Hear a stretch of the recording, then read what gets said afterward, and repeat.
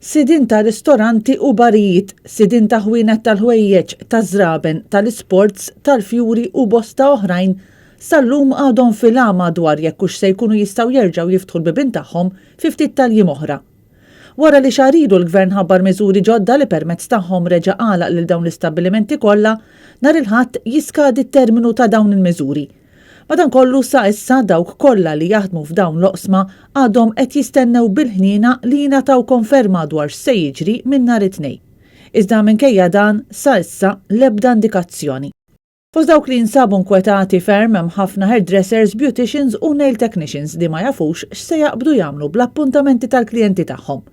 Tant li dan wassal biex l-Assoċjazzjoni Maltija tal-Moda batet email lis-Supritendent tas-Saħħa Pubblika sabiex dawn ikunu avżati x'se jkun qed jiġri mill-aktar fis possibbli. Fl-email il-President tal-Assoċjazzjoni Adrian J. Mizzi jappella lill-awtoritajiet sabiex ikun apprezzat il-fatt li dawk li jmexxu dawn l-istabbilimenti jeħtieġu jippjanaw minn qabel u talab biex jekk diġà ttieħdet deċiżjoni dwarhom din tingħadda lilhom minnu fih u mhux ikollhom joqogħdu jistennew konferenza tal-aħbarijiet biex ikunu jafu x'se jiġri minnhom.